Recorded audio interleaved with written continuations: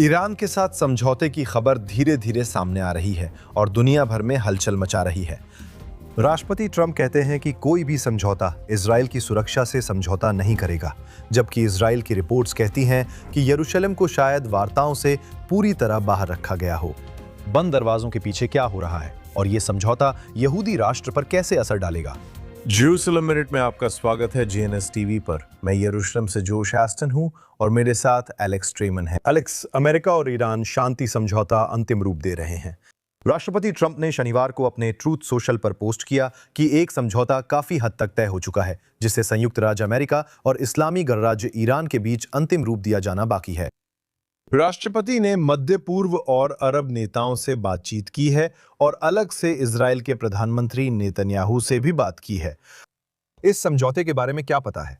पिछले हफ्ते शो में हम युद्ध में वापसी की बात कर रहे थे और यहां तक कि शुक्रवार को भी सभी संकेत यही दिखा रहे थे कि ट्रंप प्रशासन ईरान के खिलाफ सैन्य हमलों के एक नए दौर की तैयारी कर रहा है। और अब 2 दिन बाद हम यहां हैं और ऐसा लग रहा है कि हम एक समझौते की ओर बढ़ रहे हैं। इजराइल में अधिकतर लोगों को लगा युद्ध में लौटना तय था। कई लोगों का मानना था कि ये शावोत त्योहार पर होने वाला है, क्योंकि इस युद्ध में लगभग हर बड़ी कार्रवाई यहूदी त्योहार पर ही हुई थी। 7 अक्टूबर सिंखात तोरा पर हुआ था और यहां हमें लगा कि शायद आखिरी दौर शावोत पर शुरू होगा या फिर शावोत के बाद तक इंतजार करेगा। राष्ट्रपति ट्रंप ने कहा था कि ईरानियों के पास समझौता करने के लिए रविवार तक का समय है। यहां आप देख रहे हैं कि अमेरिका के राष्ट्रपति समझौता चाहते थे और सैन्य हमले का दिखावा कर रहे थे, यहां तक कि पूरी तरह हमला करने के लिए भी तैयार थे। आप जानते हैं, इजराइल भी इसकी तैयारी कर रहा था, लेकिन अंततः वो जो चाहते थे वो इस स्थिति का कोई कूटनीतिक समाधान निकालना था। एक चीज जिसे ट्रंप बात के लिए नहीं छोड़ सकते थे वो थी होर्मुज जलडमरू मध्य। सही है, इस सैन्य अभियान के परिणाम स्वरूप होर्मुज जलडमरू मध्य मूल रूप से बंद हो गई थी और ट्रंप को अंतर्राष्ट्रीय समुदाय में अपनी विश्वसनीयता बनाए रखने के लिए जलडमरू मध्य को खुलवाना ही था। और मुझे लगता है कि यही उनकी सबसे बड़ी प्राथमिकता थी और अगर वो किसी कूटनीतिक तरीके से जलडमरू मध्य को खुलवा सकते थे तो वही करना चाहते थे। लेकिन क्या यह समझौता साइन हुआ? यह साइन नहीं हुआ है। यह अध्याय या कहानी का अंत है, हमें पता नहीं। मुझे नहीं लगता कि प्रधानमंत्री नेतन्याहू ने अभी तक सार्वजनिक रूप से बताया है कि यह समझौता इजराइल के लिए अच्छा है या बुरा। ट्रंप प्रशासन का समझौता 2015 में राष्ट्रपति ओबामा के समझौते से कैसे अलग है? जाहिर है, उन्होंने मूल रूप से ईरानियों को, आप जानते हैं, उन पैलेट्स पर अरबों डॉलर दे दिए थे। ये अलग है। लेकिन आखिरकार ईरान के साथ इस युद्ध के बाद अगर हम इजराइल के नजरिए से देखें तो हम क्या देख रहे हैं? क्या अब इजराइल ज्यादा सुरक्षित है? ईरान, वहां की सरकार तो तकनीकी रूप से अभी भी मौजूद है। ये कैसे अलग है? देखिए, आज राष्ट्रपति ट्रंप जो भी समझौता साइन करें उसकी जेसीपीओए से कोई तुलना नहीं हो सकती और जो कोई भी ये दिखाने की कोशिश कर रहा है कि ये समझौते एक जैसे हैं वो पूरी तरह से झूठ बोल रहा है। मैंने देखा कि डैन शपीरो ने ट्वीट किया कि बीबी को अब कांग्रेस में बोलना चाहिए। क्या वो अब इस समझौते का विरोध करने के लिए कांग्रेस में आएंगे? ये दोनों समझौते एक जैसे नहीं हैं और ये समझौते इसलिए भी एक जैसे नहीं दिखते क्योंकि 6 हफ्तों की शांति से पहले जो 6 हफ्तों की जंग थी उसमें अमेरिका ईरान की सभी परमाणु सुविधाओं पर लगातार हमला कर रहा था। ठीक है, तो ईरान परमाणु हथियार बनाने के कगार पर था। अब ईरान परमाणु हथियार बनाने के कगार पर नहीं है और डोनाल्ड ट्रंप जिस समझौते की बात कर रहे हैं उसमें अमेरिका को यह अधिकार होगा कि वो जाकर समृद्ध यूरेनियम निकाल सके, जो कि वही सामग्री है जिसे ईरान ने मूल जेसीपीओए के तहत विकसित किया था। जेसीपीओए एक ऐसा प्लान था जिससे इजराइल को कोई कार्रवाई करने से रोका जा सके और ईरानियों को हर वो चीज बनाने का अधिकार दिया गया जो वे बना सकते थे, उस अंतिम चरण तक जब परमाणु सामग्री को अंतिम हथियार के रूप में तैयार किया जाता है। ये परिणाम बहुत बहुत अलग है क्योंकि इससे पहले 6 महीने नहीं बल्कि 6 हफ्तों तक गहन युद्ध हुआ था। ईरान की हर ज्ञात परमाणु सुविधा पर हमला किया गया, बैलिस्टिक मिसाइलों को भी निशाना बनाया गया और साथ ही ईरान में शासन परिवर्तन की स्थितियां भी बनाई गईं। अब ये होगा या नहीं हम नहीं जानते, लेकिन इस युद्ध के पहले ही पल से इजराइल ने सर्वोच्च नेता खामनेई को मार गिराया। उन्होंने आईआरजीसी और ईरानी रक्षा तंत्र के कई शीर्ष नेताओं को मार गिराया। क्या ये इजराइल के लिए फायदेमंद है? मुझे लगता है इजरायली लोग शायद फिर से युद्ध में लौटना पसंद करते और उसके लिए तैयार थे। वे चाहते थे कि ईरान को और भी कमजोर किया जाए और वे ये भी देखना चाहते थे कि पूरी तरह से शासन परिवर्तन की स्थितियां और आगे बढ़ें। क्या ये इजराइल के लिए बुरा सौदा है? आपको पूरी स्थिति को देखना होगा। अगर आपको शुरू से ही पता होता, और हमने इस शो में इसके बारे में बात की थी, अगर आपको शुरू से ही पता होता कि ट्रंप से आपको सिर्फ 5 या 6 हफ्तों तक जबरदस्त हवाई समर्थन मिलने वाला है, जिसमें सभी हवाई ईंधन भरने वाले टैंकर शामिल हैं, लगभग 50 रिफ्यूलिंग टैंकरों की बात हो रही है। आसमान में एक तरह से गैस स्टेशन बना दिया गया ताकि इजरायली विमानों की हवाई हमलों में क्षमता कहीं ज्यादा बढ़ जाए। साथ ही आपके पास अमेरिका की हरी झंडी है और अमेरिका उन परमाणु ठिकानों पर उन भारी हथियारों से बमबारी कर रहा है जो इजराइल के पास नहीं है। क्या आप सिर्फ उन 6 हफ्तों के लिए तैयार हो जाते अगर आपको शुरू से ही पता होता कि आपको बस इतना ही मिलने वाला है? और इसका जवाब है हाँ। प्रधानमंत्री नेतन्याहू के लिए यह बड़ी कूटनीतिक उपलब्धि थी कि उन्होंने अमेरिका को शामिल कर 6 हफ्तों का युद्ध हासिल किया। क्या नेतन्याहू को इससे ज्यादा की उम्मीद थी? हाँ, मुझे लगता है कि शायद उन्हें इससे ज्यादा की उम्मीद थी। क्या ये वही समझौता है जो वे चाहते थे? नहीं। लेकिन क्या यहाँ राष्ट्रपति के किए गए काम के लिए अत्यधिक आभार के अलावा कोई और भावना है? मुझे लगता है कि अभी सबसे ऊपर का एजेंडा यही होना चाहिए कि राष्ट्रपति ट्रंप का धन्यवाद किया जाए, जिन्होंने इजराइल को ये सभी परमाणु सुविधाएं नष्ट करने और सभी बैलिस्टिक मिसाइल क्षमताओं को खत्म करने के लिए 6 हफ्ते दिए। आज इजराइल ऑपरेशन एपिक फ्यूरी से पहले से ज्यादा मजबूत स्थिति में है। क्या ये पूरी तरह हो गया है? नहीं। क्या हम देख रहे हैं कि यह अभी पूरा नहीं हुआ? शायद ये पूरी तरह नहीं हुआ है। मेरा मतलब यहां अमेरिका के राष्ट्रपति की पूरी आगे बढ़ने की इच्छा नहीं है। तो मैं कहूंगा कि उनकी परमाणु क्षमताओं को कमजोर कर दिया गया है। समझौते के तहत कहा गया कि अमेरिकी संवर्धित यूरेनियम बाहर ले जाएंगे, लेकिन ईरान ने शो से पहले कहा कि उसने सहमति नहीं दी थी। राष्ट्रपति ट्रंप बोले संवर्धित यूरेनियम बाहर आ रहा है। रॉयटर्स के अनुसार युद्ध के औपचारिक अंत, होर्मुज जलडमरू मध्य के संकट का समाधान और एक व्यापक समझौते पर 30 दिन की बातचीत की शुरुआत, जिसमें विस्तार का विकल्प है। राष्ट्रपति ट्रंप ने हमेशा कहा है कि ये सब परमाणु हथियारों के बारे में है। वो ये सुनिश्चित करना चाहते हैं कि ईरान परमाणु हथियार प्राप्त न करे। ये सही है कि हमने उनकी बैलिस्टिक मिसाइल क्षमता कम की है, लेकिन समझौते में कहीं नहीं दिखता कि ईरान मिसाइल बनाना बंद करेगा। हम जानते हैं कि वे पश्चिमी यूरोप को निशाना बना सकते हैं, उन्होंने पिछली बार भी साबित किया था। लेकिन मेरा मतलब है, अगर मैं इजराइल होता तो मैं मांग करता कि वे बैलिस्टिक मिसाइलें पूरी तरह से हटा दी जाएं और वे समझौते का हिस्सा हों। लेकिन मुझे यहाँ कहीं भी ऐसा नहीं दिखता। मुझे नहीं लगता कि आप बैलिस्टिक मिसाइलों पर कोई समझौता कर सकते हैं। सही है, क्योंकि आखिरकार आपको ये नहीं पता कि उनके पास कितनी है, आपको ये नहीं पता कि वे कहाँ हैं। आप देख रहे हैं कि वे देश भर से दागी जा रही हैं। ईरान बहुत बड़ा देश है। कोई ऐसा समझौता नहीं है जो आपको बैलिस्टिक मिसाइलें हासिल करने देगा। बैलिस्टिक मिसाइलों को केवल सैन्य हमलों के जरिए ही हराया जा सकता है, और यही 6 हफ्तों तक किया गया था। आप जानते हैं, अभी फिर से राष्ट्रपति के सामने मूल रूप से ये 2 मुख्य उद्देश्य हैं। पहला उद्देश्य होर्मुज जलडमरू मध्य खोलना है, दूसरा संवर्धित यूरेनियम हासिल करना। ये पाने के लिए वहां जाना होगा, क्योंकि ईरानी उसे बाहर नहीं निकाल सकते। मूल रूप से केवल संयुक्त राज्य अमेरिका ही उसे बाहर निकाल सकता है। हालांकि राष्ट्रपति ट्रंप ने यह भी संकेत दिया था कि चीन भी संभवतः जाकर उसे बाहर निकाल सकता है। मुझे नहीं पता कि आप इन्हीं लोगों से सामग्री निकलवाना चाहते हैं या नहीं। इसमें 2 तरीके हैं, आप मुख्य दरवाजे से या अच्छे से जा सकते हैं।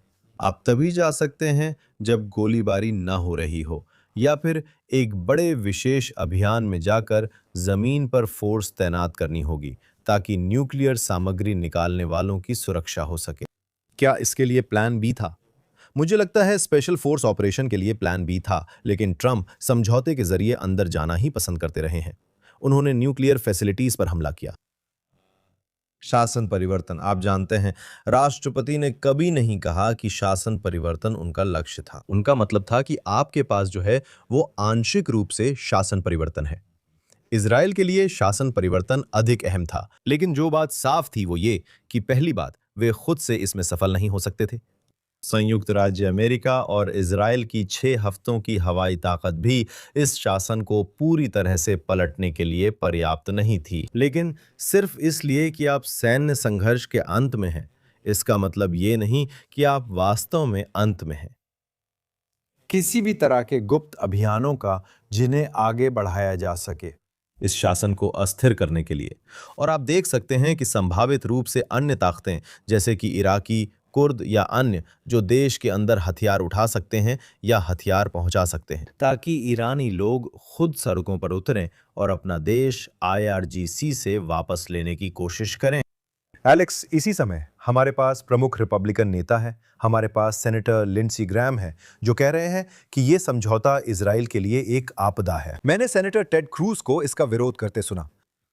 पूर्व विदेश मंत्री माइक पोम्पेयो और रिपब्लिकन पार्टी की अन्य प्रमुख हस्तियां इस समझौते का विरोध कर रहे हैं। क्या आपको लगता है उनके नजरिए राष्ट्रपति ट्रंप को प्रभावित करेंगे या हम उस दौर से आगे बढ़ चुके हैं? ऐसा नहीं लगता। राष्ट्रपति पहले ही इन विचारों को ध्यान में रख चुके हैं। क्या मैं लिंडसी ग्राहम या माइक पोम्पेयो से असहमत हूं? नहीं, मुझे लगता है हम सहमत हो सकते हैं। और निश्चित रूप से ईरानियों की जो चाहत थी वो इस स्थिति से बाहर निकलने के लिए एक बातचीत के रास्ते की थी, जो कि संरक्षण का रास्ता है। वहां आप जानते हैं वे इस संघर्ष के अंत की तलाश कर रहे हैं। ये लेबनान में उनकी आतंकी प्रॉक्सी हिजबुल्लाह को बनाए रखने का तरीका भी है। आप जानते हैं वे अपना अस्तित्व बचाए रखना चाहते हैं। इससे बाहर निकलने का उनका रास्ता बातचीत है और ईरानियों ने इसे मेरी राय में बहुत ही अच्छी तरह से निभाया। जैसे कि दिखावा करना, आगे बढ़ना। ठीक है, हम बातचीत करने जा रहे हैं। ठीक है, हम पीछे हट रहे हैं। ठीक है, हम बातचीत करने जा रहे हैं, हम पीछे हट रहे हैं। वे बार बार अमेरिकी राष्ट्रपति की इच्छा शक्ति आजमाते हैं और अंत में राष्ट्रपति कहते हैं, मुझे अपने घरेलू मामलों का भी ध्यान रखना है। मैं नहीं चाहता कि मध्यावधि चुनावों के दौरान युद्ध चल रहा हो। वो बस चाहता है जलदमरू मध्य खुले रहें। अगर ईरानी उसे ये देने वाले हैं और उनके हित में भी है, क्योंकि अगर वे होर्मुज जलडमरू मध्य बंद करें और अमेरिका उस पर नाकाबंदी लगा दे, तो आप जानते हैं इससे ईरानियों को आर्थिक रूप से नुकसान होता है। मुझे लगता है राष्ट्रपति वही दिखा रहे हैं जो वो चाहते थे। लेकिन फिर भी इजराइल को अपने हालात में ऑपरेशन एपिक फ्यूरी से पहले की स्थिति से लेकर आज तक जो सुधार हुआ है उससे बहुत संतुष्ट होना चाहिए। एलेक्स, कल रात प्रधानमंत्री नेतन्याहू ने गठबंधन नेताओं की बैठक समझौते पर चर्चा के लिए बुलाई। फिर से चैनल 12 के अनाम स्रोत के अनुसार गठबंधन नेताओं का कहना है कि यह समझौता इजराइल के लिए बहुत बुरा है। यहां सब मानते हैं कि प्रधानमंत्री नेतन्याहू और राष्ट्रपति ट्रंप में कोई मतभेद नहीं है, मीडिया रिपोर्ट्स के बावजूद। हमने इस बारे में हफ्तों से बात की है कि लोग ये कहने की कोशिश कर रहे हैं कि दोनों नेताओं के बीच मतभेद है। एक्सियोस के अनुसार इजरायली अधिकारी कह रहे हैं कि नेतन्याहू संभावित समझौते को लेकर चिंतित हैं और उन्होंने ट्रंप से नए हमले शुरू करने का आग्रह किया है। फिर से नाम ना बताने वाले सूत्र हैं, हमें इसे पूरी तरह सच नहीं मानना चाहिए, लेकिन ऐसी बातें चल रही हैं। हाँ, मुझे लगता है कि ये जानना बहुत जरूरी है कि ये लेख चैनल 12, रॉयटर्स, एक्सियोस, ये सब बिना नाम वाले सूत्रों वाले मीडिया नेटवर्क का हिस्सा है, जो कि एंटी नेतन्याहू मीडिया है, एंटी ट्रंप मीडिया है। आज जो इजरायली मीडिया करने की कोशिश करेगी वो ये दिखाना है कि ये एक बहुत ही खराब सौदा है और साथ ही जितना हो सके उतना ज्यादा प्रसारित करना है कि प्रधानमंत्री नेतन्याहू इस सौदे से खुश नहीं है। इसका मकसद क्या है? मकसद है कि ट्रंप देखें कि इजरायली मीडिया क्या रिपोर्ट कर रही है और कह रही है कि नेतन्याहू कृतज्ञ है। वे इस सौदे के खिलाफ क्यों हैं? हम इसी पर चर्चा कर रहे थे। मुझे लगता है राष्ट्रपति ट्रंप मीडिया की स्थिति समझते हैं। वो समझते हैं कि ये अनाम सूत्र क्या हैं, इनका मकसद क्या है, क्यों एक्सियोस और चैनल 12 और दूसरे लोग इन्हें सामने ला रहे हैं। राष्ट्रपति और प्रधानमंत्री नियमित संपर्क में रहे हैं। आप जानते हैं न्यूयॉर्क टाइम्स की हेडलाइन जो मूल रूप से ये कहती है कि यहां नेतन्याहू को दरकिनार किया गया है। मुझे नहीं लगता कि उन्हें दरकिनार किया गया है। क्या ये वार्ताएं अमेरिका ईरान की वार्ताएं हैं? हाँ, इजराइल सीधे तौर पर इस वार्ता का हिस्सा नहीं है, वे मेज पर नहीं बैठे हैं। लेकिन क्या यहाँ किसी को अचानक चौंका दिया गया है? नहीं। क्या राष्ट्रपति सैन्य कार्रवाई में संभावित वापसी पर गंभीरता से विचार कर रहे थे? हाँ, वे सच में सैन्य कार्रवाई की वापसी पर विचार हो रहा था और इजराइल इसकी तैयारी कर रहा था। ये जरूरी था। प्रधानमंत्री ने इस युद्ध के दौरान हमेशा कहा कि ईरानियों से बातचीत करने का एकमात्र तरीका है दबाव में रहकर, यानी गोलाबारी के बीच ही। और ट्रंप ने कहा, ठीक है, हमें उनके साथ गोलाबारी के बीच बातचीत करने की जरूरत नहीं है, लेकिन हमें उनके साथ उस धमकी के तहत बातचीत करनी होगी कि कभी भी फिर से गोलाबारी शुरू हो सकती है।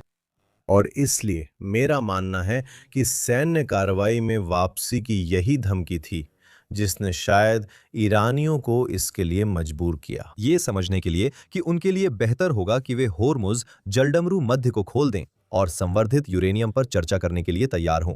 बेशक, जैसा कि हम यहाँ देख रहे हैं, कोई समझौता साइन नहीं हुआ था। ठीक है, इसका मतलब ये नहीं कि राष्ट्रपति 30 दिनों के बाद वार्ताओं से संतुष्ट होंगे। असल में मैं ये सुझाव दूंगा कि यहाँ सबसे अधिक संभावना यही है कि ईरानी अच्छे इरादे से बातचीत नहीं करेंगे, क्योंकि ईरानी ये शासन वे अच्छे इरादे से बातचीत नहीं करते, उन्होंने कभी नहीं की है। राष्ट्रपति को समझना चाहिए, लेकिन उनके अपने विचार हैं। तो ये वास्तव में युद्ध का अंत नहीं है। अगर वास्तव में राष्ट्रपति कहते हैं कि और 30 दिन, हम आपको 30 दिन देंगे, अपनी तैयारी कर लो, चलो कुछ हल निकालते हैं। ये युद्ध का अंत हो सकता है, ये युद्ध का अंत नहीं भी हो सकता है, लेकिन हम जो कह सकते हैं, और निश्चित रूप से यह ईरानी दृष्टिकोण है, सैन्य हमलों के बीच जितना लंबा अंतराल होगा उतनी ही कम संभावना है कि संयुक्त राज्य अमेरिका फिर से सैन्य कार्रवाई की ओर लौटेगा। मुझे लगता है यह स्पष्ट है। आप जानते हैं, इससे हमले की संभावना काफी कम हो जाती है। क्या इसका मतलब दरवाजा बंद है? नहीं। देखिए, हमने पिछले साल जून में वो 12 दिन की जंग देखी थी, और फिर एक लंबा ब्रेक आया और उसके बाद ऑपरेशन एपिक फ्यूरी हुआ। आप जानते हैं, अगर इजराइल और संयुक्त राज्य अमेरिका देखते हैं कि 30 दिनों की शांति में अचानक ईरान अपनी बैलिस्टिक मिसाइल क्षमताओं को फिर से विकसित कर रहा है, कि वे समृद्ध यूरेनियम और प्लूटोनियम के कुछ और शायद अज्ञात स्रोतों का पता लगा रहे हैं जिनके बारे में कोई बात नहीं करता। ऐसा लगता है कि ईरान के पास परमाणु हथियार बनाने लायक प्लूटोनियम है। अगर वे ये तय करते हैं कि कोई गुप्त सुविधा है जिसके बारे में उन्हें पहले पता नहीं था, जिसे पिछले हमलों में निशाना नहीं बनाया गया था। अगर आप देखते हैं कि ईरान आक्रामक व्यवहार की ओर बढ़ रहा है, तो क्या आप फिर से कोई सैन्य कार्रवाई कर सकते हैं? बिल्कुल, आप कर सकते हैं। इस रिकॉर्डिंग तक प्रधानमंत्री नेतन्याहू ने अभी तक कुछ नहीं कहा है। हमें उनकी और दूसरे इजरायली नेताओं की बात सुननी चाहिए। मुझे लगता है कि बीते 12 घंटे शांत रहे हैं, और नेतन्याहू को शायद जल्द ही, आज या कल, इस समझौते पर देश को संबोधित करने के लिए मजबूर होना पड़ेगा। मुख्य रूप से इसलिए क्योंकि आप चुनावी मौसम में प्रवेश कर रहे हैं। हमने देखा कि ऑपरेशन एपिक फ्यूरी के 6 हफ्तों के बाद तुरंत युद्ध विराम हो गया था।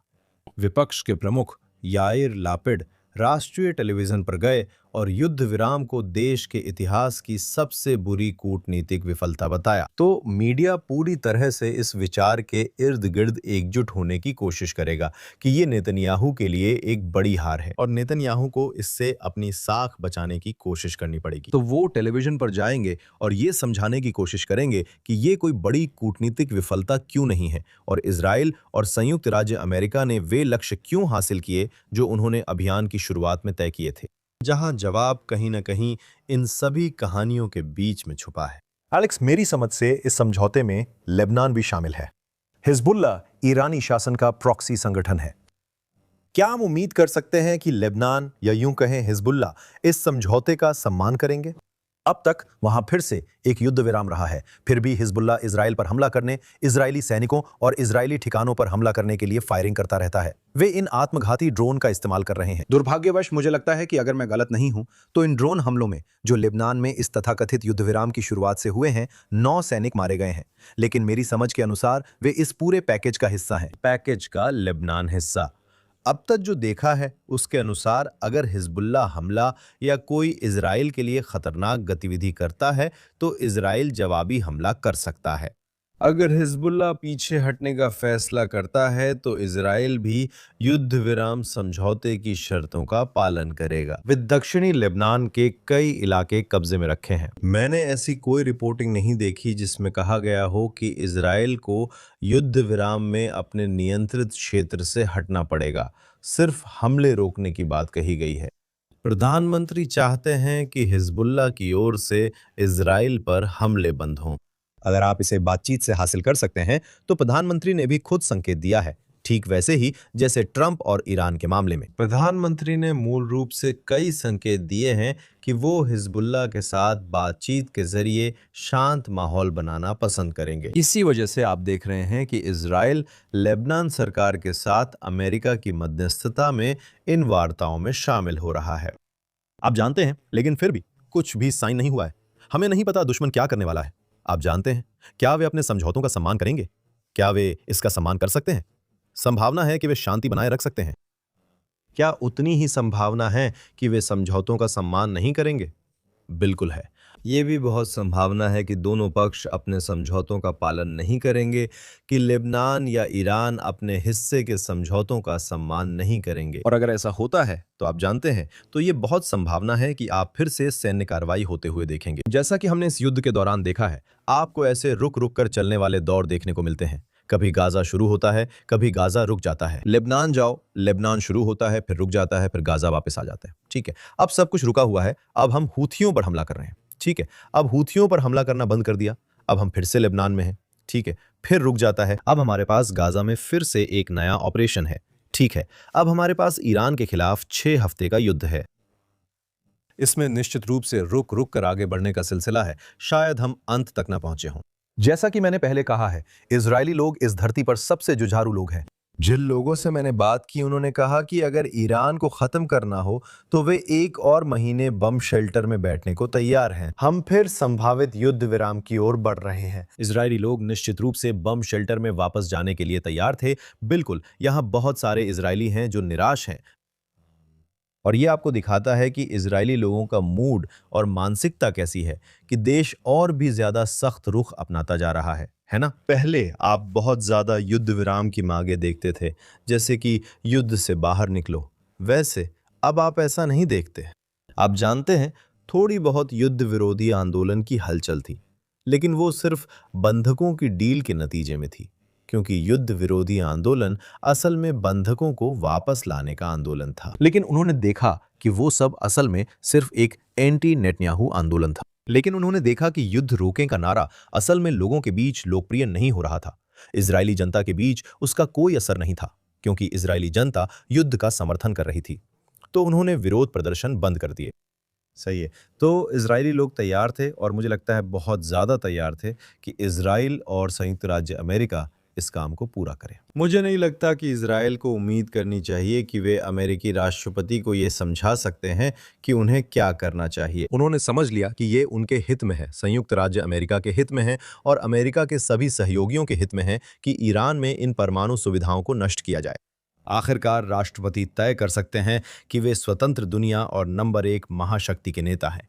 इजराइल उभरती शक्ति है, लेकिन जैसा कि राष्ट्रपति ने कहा है, संयुक्त राज्य अमेरिका बड़ा भाई है, इजराइल छोटा भाई है। संयुक्त राज्य अमेरिका वरिष्ठ साझेदार है, इजराइल कनिष्ठ साझेदार है। एलेक्स, चाहे कुछ भी हो जाए, आईडीएफ का कहना है कि वे सभी मोर्चों पर तैयार हैं, किसी भी स्थिति के लिए तैयार हैं। IDF chief of staff lieutenant general Eyal Zamir ने डिवीजन कमांडरों से कहा कि इजरायली सेना सबसे ऊंची सतर्कता पर है और सभी मोर्चों पर संभावित तनाव बढ़ने के लिए तैयार है, इसलिए वो कोई जोखिम नहीं ले रहे। उन्होंने ये बात बुधवार को कही थी। हाँ, और मुझे लगता है कि बहुत ज्यादा संभावना थी कि राष्ट्रपति ट्रंप कह सकते थे, ठीक है, हमारी डील नहीं हो रही है, हमें वापस लौटना होगा। और मुझे लगता है कि राष्ट्रपति के लिए उनके हिसाब से डील तक पहुंचने का एकमात्र तरीका, या उन्हें लगता था कि जिस डील तक वो पहुंचना चाहते हैं, वहां तक पहुंचने का एकमात्र तरीका यही था कि सैन्य कार्रवाई का बहुत बहुत वास्तविक खतरा हो। और यही वजह है कि जमीर ने डिवीजन कमांडरों से कहा कि सेना अपनी सबसे ऊंची सतर्कता पर है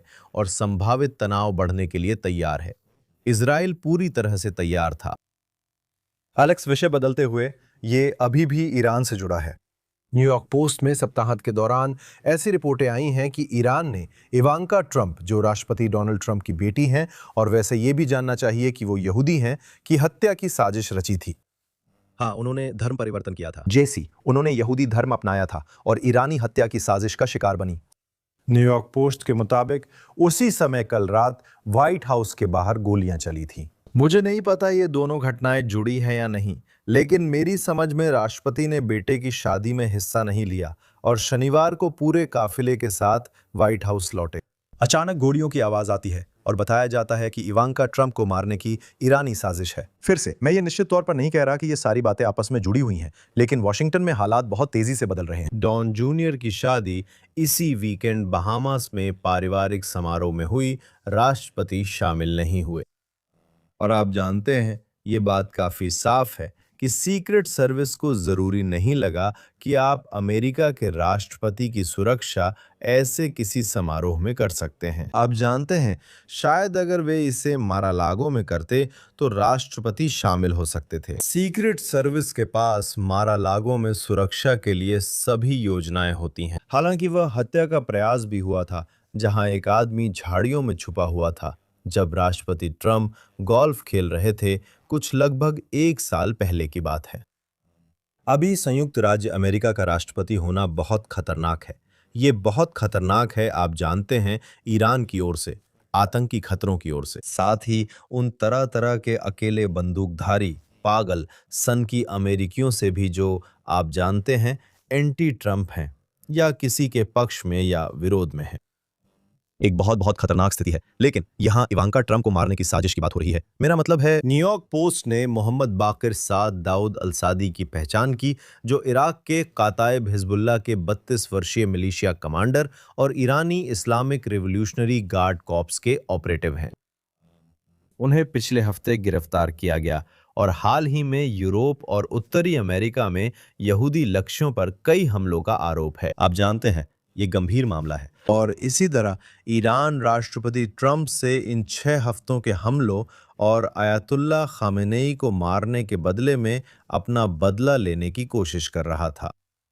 तो आप जानते हैं, यही वो बात थी जिसकी इजराइल और संयुक्त राज्य अमेरिका को हमेशा चिंता रहती थी। आप जानते हैं, ईरान के आतंकी सेल्स पूरी दुनिया में, यूरोप, दक्षिण अमेरिका और संभवतः अमेरिका के भीतर भी मौजूद हैं, जिन्हें वे सक्रिय कर सकते हैं। पिछली रात बंदूकधारी की पहचान बाकी है। मेरी समझ में उसकी मौत हो गई थी।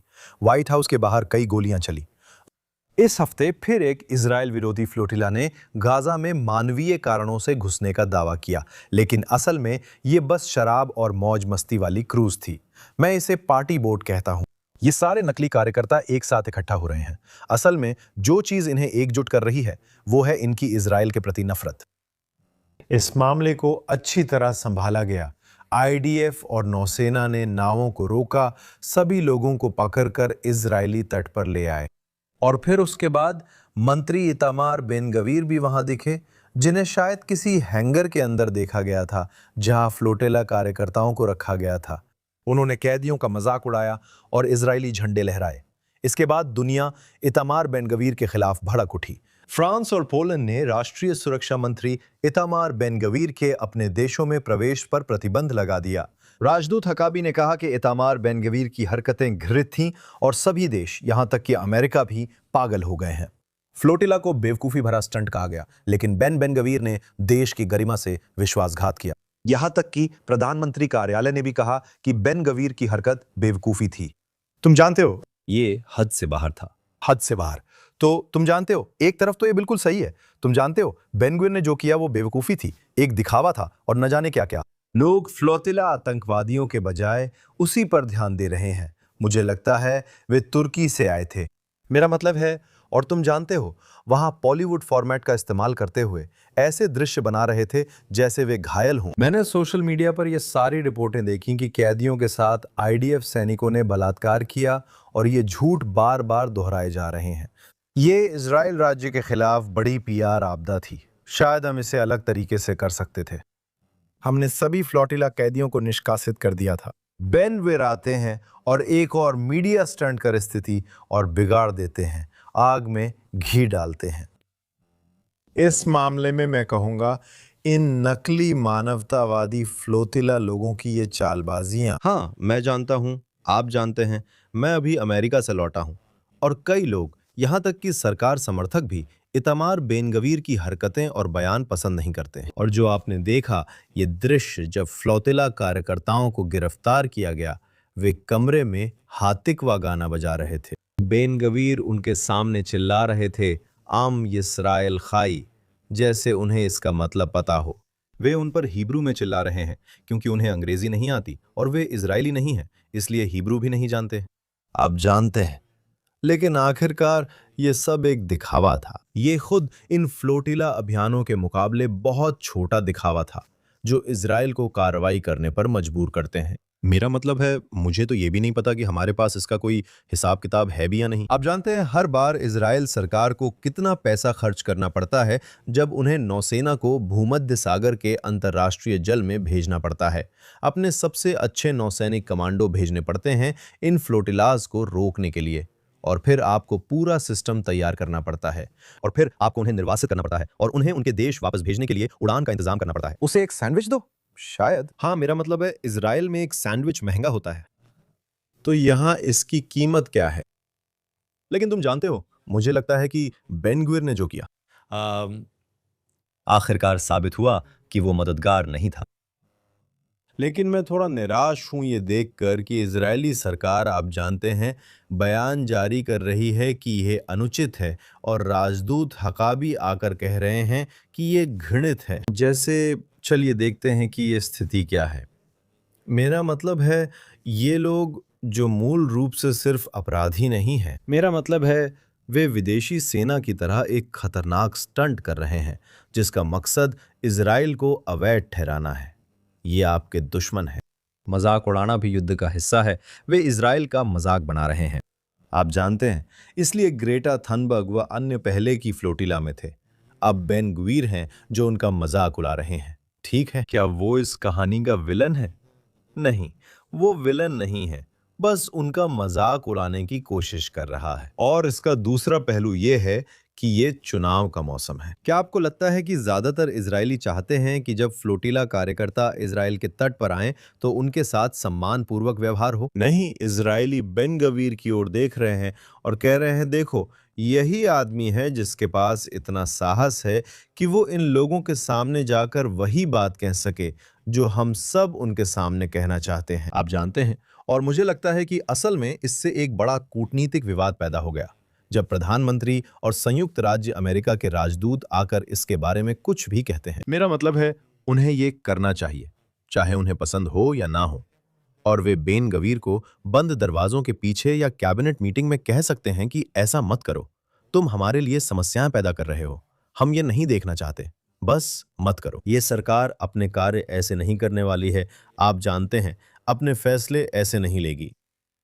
फिर भी आपको मंत्री का समर्थन करना है और उन्हें विलन नहीं बना सकते।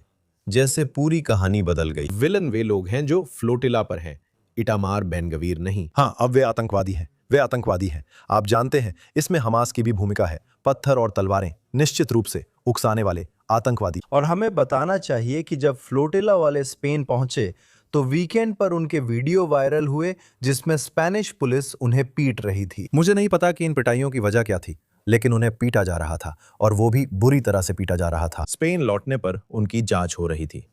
ठीक है, आपके पास वीडियो थे, पर कोई नहीं था जो जोर से कहे कि स्पेनिश सरकार उनके साथ बेरहमी कर रही है।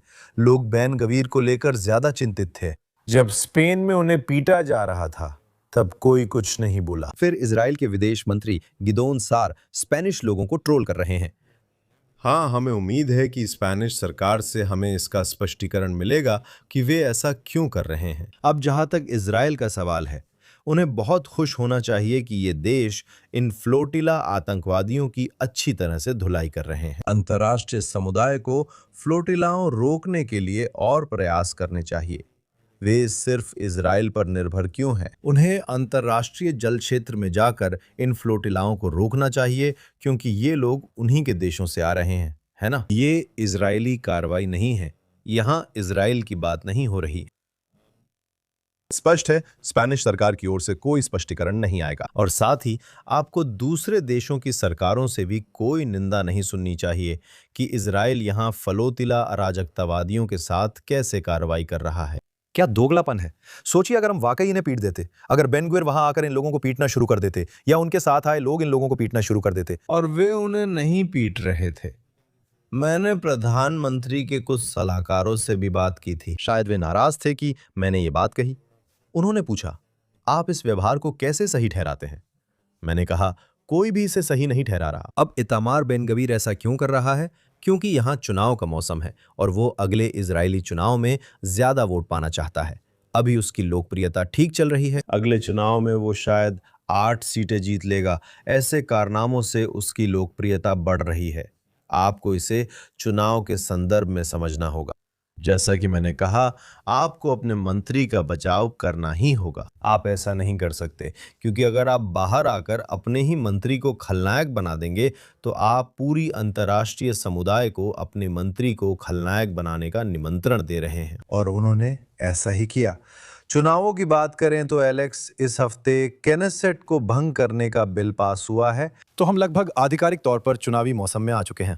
पिछले बुधवार को केनेसेट ने 25वीं केनेसेट को भंग करने के बिल की शुरुआती मंजूरी दी, जिसे गठबंधन और विपक्ष के 110 सांसदों ने समर्थन दिया, जिससे इजराइल में जल्दी चुनाव की प्रक्रिया शुरू हो सकती है।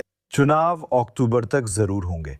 अगर हम चुनावी मौसम में अगले हफ्ते या उसके आसपास प्रवेश करते हैं तो सितंबर या अगस्त की बात होगी। आप पहले ही चुनावी मौसम में हैं, है ना? ये इसे आधिकारिक बना देता है। जैसे आप हाईवे पर गाड़ी चला रहे हैं, पहले से ही नफ्ताली बेनेट के बिलबोर्ड देख सकते हैं कि देश चाहता है वो प्रधानमंत्री बने, और मुझे लगता है बेनेट भी यही चाहता है। हालांकि हाँ, जो भी हो, बेनेट निश्चित रूप से ऐसा लगता है कि वो अभी दूसरी या तीसरी सबसे बड़ी पार्टी का नेतृत्व कर रहे हैं। असल में आप पहले ही चुनावी मौसम में हैं, तो इसका जो मौका है वो ये है कि दर्दनाक लेकिन जरूरी कदम एक ही बार में उठा लिया जाए और चुनाव थोड़ा जल्दी करा लिया जाए, जो मुझे सच में लगता है कि इजराइल के लिए ज्यादा अच्छा होगा, क्योंकि लंबा चुनावी मौसम इजराइल में बहुत जहरीला हो जाएगा। जैसा कि हमने पिछले हफ्ते शो में गहराई से चर्चा की थी, यहाँ कोई नीतिगत एजेंडा ही नहीं है। हम इस बारे में बात नहीं कर रहे हैं कि युद्ध कैसे लड़ा जाना चाहिए। ये सब चरित्र और चरित्र हनन के बारे में है ना? एक तरफ विपक्ष के सभी लोग नेतन्याहू का चरित्र हनन कर रहे हैं और कह रहे हैं कि उन्हें घर जाना चाहिए। आप जानते हैं, दक्षिणपंथी खेमे में बेनेट और लापिड का भी बहुत चरित्र हनन होने वाला है, और फिर यहाँ किनारों पर और भी ज्यादा चरित्र हनन हो रहा है। जैसे कि आप जानते हैं, नेतन्याहू के साथ दाईं ओर संभावित गठबंधन सहयोगी हैं हरेदी यहूदी, आप जानते हैं, और अति रूढ़िवादी यहूदी। और देश इस समूह को इस समय बहुत नकारात्मक नजरिए से देख रहा है, और शायद सही भी है, क्योंकि वे सेना में सेवा करने के लिए तैयार नहीं हैं, और बस आप जानते हैं, उस सेवा के बोझ को उठाने के लिए तैयार नहीं है। या फिर बाईं ओर, विपक्ष की ओर, कि वे करेंगे। वे बहुत ही इच्छुक होंगे कि अरब पार्टियों के साथ बैठें ताकि ऐसी सरकार बनाई जा सके जो नेतन्याहू को पद से हटा सके। लोग इन्हीं मुद्दों पर वोट कर रहे हैं, बस नेतन्याहू या नहीं Netanyahu. Netanyahu plus Haredim plus ultra orthodox एक तरफ, वामपंथी प्लस अरब दूसरी तरफ, यही वे मुद्दे हैं जिन पर लोग वोट कर रहे हैं और सोच रहे हैं, और इसलिए सारी राजनीतिक चर्चा इसी पर केंद्रित है कि दूसरे के प्रति नफरत को बढ़ावा दिया जाए। और इसलिए ये जो सोच है कि अब आप इसे जल्दी खत्म कर सकते हैं, मुझे नहीं लगता कि अब से अक्टूबर तक किसी के वोट बदलने वाले हैं। तो आप इसे पहले ही कर लें और फिर जितनी जल्दी हो सके नई सरकार बना लें। और यही बात है, और मैं सहमत हूं। चुनाव जितनी जल्दी हो सके होने चाहिए। माहौल बहुत जहरीला हो जाता है और ये देखना वाकई शर्म की बात है। और आखिरकार आप जानते हैं, ये देखना दिलचस्प होगा कि मान लीजिए बेनेट और वाम या मध्यम वामपंथी सरकार हरेदीम को अपने साथ जोड़ने के लिए किस तरह का प्रस्ताव देती है, जो कि वास्तव में बहुत असंभव है। वे हरेदीम के साथ कोई समझौता नहीं कर सकते कि वे उनके साथ जुड़ जाएं। मेरा मतलब है कि वे प्रचार कर रहे हैं, वे प्रचार कर रहे हैं। आखिरकार जैसे ओस्लो के वर्षों में देखा, हरेदीम वामपंथी सरकार के साथ इसलिए गए क्योंकि वे यहूदी धार्मिक स्कूलों को फंड देने को तैयार थे। सही है, क्योंकि हरेदीम आप जानते हैं अल्ट्रा ऑर्थोडॉक्स, भले ही वे दक्षिणपंथी खेमे के साथ रहते हैं। ये उनका स्वाभाविक घर है, क्योंकि दक्षिण पंथ में ज्यादा धार्मिक पारंपरिक लोग होते हैं। साथ ही आप जानते हैं, ये धार्मिक राष्ट्रवादी, जिन्हें आप सेटलर्स कहते हैं, जो लोग जुडिया और समरिया में रहते हैं, वे बहुत धार्मिक हैं। तो ये ज्यादा समझ में आता है। उनके लिए पारंपरिक और धार्मिक लोगों के साथ बैठना राजनीतिक रूप से ज्यादा सुविधाजनक है, बजाय इसके कि वे धर्म विरोधी और धर्मनिरपेक्ष लोगों के साथ बैठें।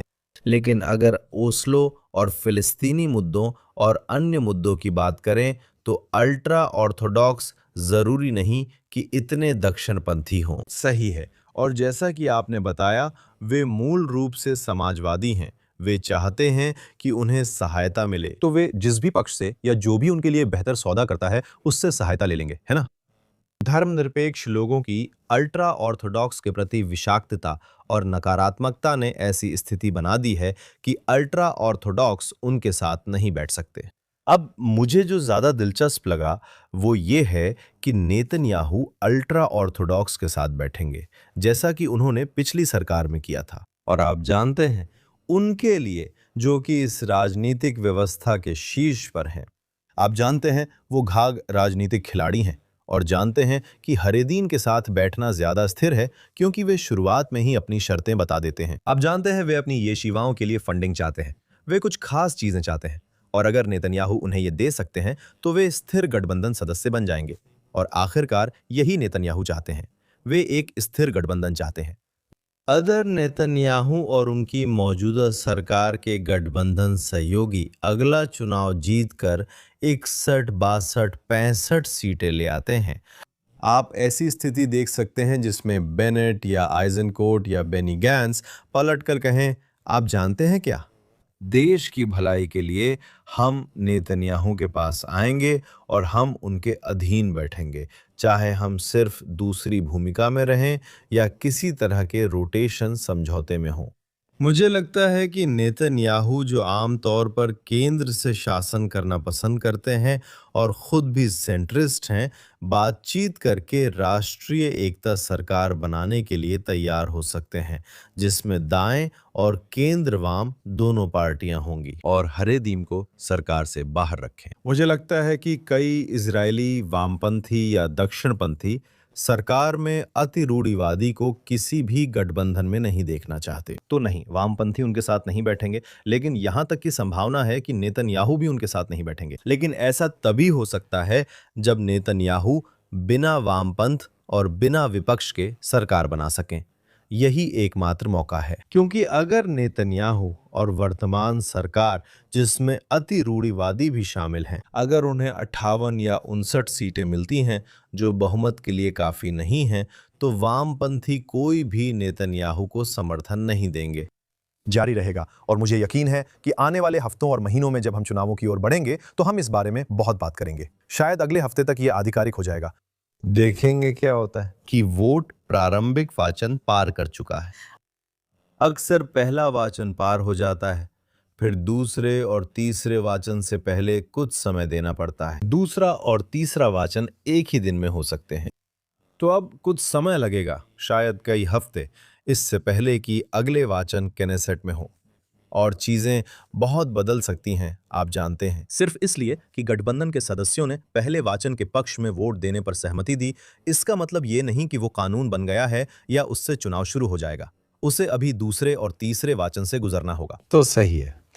यहाँ असली फैसला नेतन्याहू करते हैं। क्या वो जल्दी चुनाव चाहते हैं और सोचते हैं कि इससे उन्हें फायदा होगा? वो इसका लाभ कैसे उठा सकते हैं? अगर इससे उनके विपक्ष को संगठित होने के लिए कम समय मिलता है, अगर इससे उन दूसरे उम्मीदवारों को जो अभी तक उम्मीदवार के तौर पर सामने नहीं आए हैं या घोषित नहीं हुए हैं, उन्हें संगठित होने, फंडिंग जुटाने और प्रचार करने के लिए कम समय मिलता है, तो शायद फिर उनके हित में है कि वो जल्दी चुनाव कराएं। अगर उन्हें लगता है कि अब वो सैन्य अभियान पूरा कर चुके हैं और अब कोई और संघर्ष नहीं होगा, गाजा शांत है, लेबनान शांत है, ईरान शांत है, बहुत बढ़िया, अब चलिए चुनाव कराते हैं। अगर उन्हें लगता है कि आने वाले महीनों में युद्ध फिर से शुरू हो सकता है और उन्हें स्थिरता के इस दौर की जरूरत है और अक्टूबर के अंत तक ट्रंप के साथ ये स्थिरता रहे, तो वो अपने गठबंधन के पार्टी सदस्यों से कह सकते हैं कि जल्दी चुनाव का समर्थन न करें। हम चुनाव अक्टूबर के अंत में ही कराएंगे। जुड़े रहें, जारी रहेगा। जॉश हैस्टन, जेएनएस न्यूज के संवाददाता, और एलेक्स ट्रेमन, जेएनएस सीईओ के साथ ये जेरूसलम मिनट है। हम यरूशलेम में जेएनएस मीडिया हब में हैं, जो कि इजराइल राज्य और यहूदी लोगों की शाश्वत राजधानी है।